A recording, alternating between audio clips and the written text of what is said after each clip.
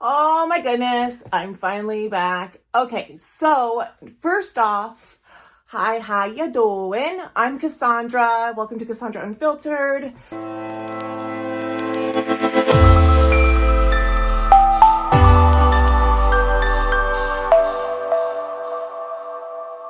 I'm going to talk to you guys about the difference between jail and prison, because it's been very apparent that a lot of people actually think that jail and prison are the same thing, and they're not. So let's break this down so there's less confusion in the world. So I guess before we get into it, you know what I need to do? Let me set the mood. Just in case you want it to be mood worthy. Okay, so I can turn the candles on my wall. Look at the wall. One. Yeah, baby, she's got it. What is that, Venus? I'm your fire, your desire. And I wonder why I'm single. No, I don't wonder why I'm single. I know why I'm single. I won't do that again, I promise. Okay, so today we're going to talk about the difference between county jail and prison. I think it's more or less the younger generation that doesn't know that jail and prison are not the same thing. So let's talk about jail. Normally, when somebody gets arrested by the police, they will go in front of a magistrate, and that person will decide if they get to go home right away for free, or if they're going to have to pay a fee, like get a bond. It's called getting a bond, or they get no bond. Now, if an inmate has no bond, then normally the next business day, like Monday through Friday, the next day that the court is open, they'll go back in front of a judge, and that judge can decide if we're going to give them a bond, or if they're just going to sit their happy butt in jail. So let's take it from there. Somebody knows that they have to sit in jail, I guess, until they go in front of a judge to be told if they're guilty or not guilty, and then how long are they going to serve? So the jail is more or less like a holding cell for prison. A lot of the inmates in there have not even been convicted of a crime yet. They're waiting for their court case to be finished. Now, when somebody gets in trouble, they get arrested. They don't just go to court and then go to jail. It doesn't really work like that. There's multiple court hearings. There's an arraignment, then there is a pleading, and then there is a sentencing. So you're talking about a minimum of 3 court dates for one offense or one incident. And most inmates are sitting in jail waiting for all of those cases to finalize. So you're in kind of like, I don't know, like, it sucks.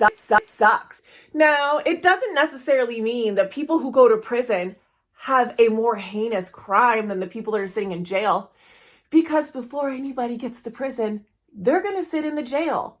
Once you are sentenced, that's going to decide, where do I go? Like, are you going to sit in jail and finish off however many months you've got left that the judge told you had to serve? Are you going to go to prison? Normally, and I'm just going to speak on my jurisdiction that I did time in, and that was in Virginia. If you are sentenced to 1 year or more, 12 months, then you are considered DOC property, prison property. So you're going to have to go to prison at one point or another. And hopefully it's sooner than later. Now, the first time that I was sentenced to prison time, I did not want to leave the jail. I said, no, I'm just going to sit here. I'm going to stay here until I go home. Part of my mental health disorder that I have is anxiety and change, and that doesn't do well with me. It's only going to get worse. Prison has got to be worse. Little did I know that when I went to prison, it was a cakewalk. Now, I'm not saying prisoners have it easy, but just the fact that soon as you get to prison, you can see the clouds, like outside, fresh air. Now, I did not get to go outside when I was in the jail. unless I was being taken from one courthouse to another. That was the only time I left the building. It's awful. It sucks. Fucking sucks. But when I went to prison, I went to receiving first. It was one prison, and then I went to another prison, and then I stayed there until the end of time, until the end of my time at least. But the prison had it to where it was completely fenced off, barbed wire, gated off, all around. But we were allowed to go outside, and I want you to think like small high school. That's kind of what it reminded me of. Imagine you're a high school. I don't know what kind of high school you went to, but imagine a high school with just a really, really tall barbed wire fence to keep all of the high schoolers. That sounds great. I want to go to that school. That's kind of what it was like. So we had like our little campus, right? A little inside for all of the little humans. And then we could go outside. It had a big field where we could walk a track around the field. It was like a softball or baseball field. I believe it was a men's work camp before it became a women's medium security prison. I know we had like a little dance party once. Being able to find a sense of normalcy in a very unnormal situation. Like when you're in the jail, you're constantly getting new roommates. Also, because of the fact that the majority of inmates in the jail haven't been convicted and sentenced of their crimes yet, they pretty much make it to where everybody in that facility is treated as a high-level inmate. Now, let's say that you have been sentenced and you only get, 6 months, 8 months. Sometimes you can go to work release. That's normally when inmates go to work release. Now, in Virginia, I think if you have anything under 18 months, you are eligible to apply for work release. But if DOC picks you up before you've been approved for work release, then that ship has sailed. So you want to let it be known, I want to go to work release, and try to get them to put a hold on you, because they'll ship you out unless you are in that building, in the work release building. And then another option is that you can go home on an ankle bracelet. Now, I've never been granted that, so I can't speak on it personally, but I did date a guy who was on house arrest. And that's when you have like the bracelet on your ankle that can monitor where you go.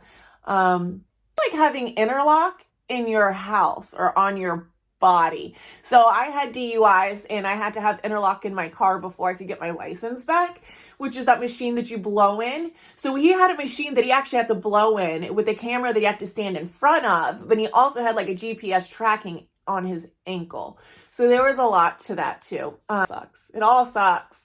Oh, the food! When you're in jail, you're pretty much living off of commissary. You get trays that come to your block, to your dorm, but you're not going to a cafeteria. At least only speaking on where I've been incarcerated. But in prison, that had a chow hall or a cafeteria. And so you could actually get up and walk and go eat. You have real silverware in prison opposed to a spork. A spork. Like Sporky from, what is that movie? Sporky, you know who I'm talking. Anyways, in jail, you've got the infamous metal sink toilet combo. I call it the sink-a-potty. Prison, we actually had, oh my gosh, need I say it, ceramic sink and toilets. Right? I know. I didn't have to push a button after there was no push, plot, push is what we call it. Courtesy flushing, big deal. Wherever you go, courtesy flush. Take that shit home with you. Courtesy flush at home. Just always be courteous. And then the showering was different too. So in jail, we had more isolated showers. If you were in like a block setting or like a small, like 10 girls, 12 girls to a dorm block, one shower, and you just had to like be mindful, but all of you use that same shower. Now in prison, it was a wall of showers. Like it was just, imagine the back of my room, all shower heads just lined up straight. So, and it was like they take girls down in a row. And visitation is also different. So when you're in the county jail, at least again, for me, we had a list that we can make and we could put 5 people on that list. That list had to get approved, and then they could come and visit you maybe 20 minutes, maybe 30 minutes, depending upon who, what, where, when, why. Back in my day was with a glass wall, and then they would have the receiving phone, and you would talk to each other through a phone, but looking at each other. So they still have to physically get up, go to the jail just to sit between glass to talk to you. I visited somebody that was in jail, and it was a video visit. So they still pulled him out of the dorm and put him in a cell, but he was just using a phone looking at a screen. And I still had to get up and go to the jail to talk to him on the phone, but it was again on the screen. So there's that. Now in the prison that I was in, the medium security prison, we had contact visits. Like we could hug each other. Don't get that confused with conjugal visits. That's not the same thing. Right? Okay, so when I say contact visit, I mean your family can come in. Now, the only people that were not allowed to come visit you, you didn't have to like make a list, right? Anybody can come see you. They just could not be felons or on probation. So basically, any of those friends that you've made while you are doing your time in prison, once they get released, they can't come back to the prison to see you. So that's kind of a bummeroony, but you get a hug high.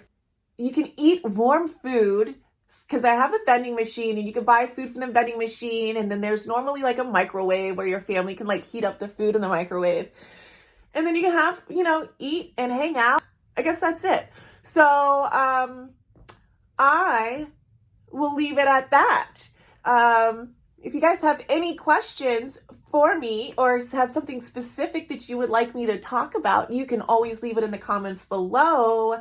Don't forget to follow me on all socials.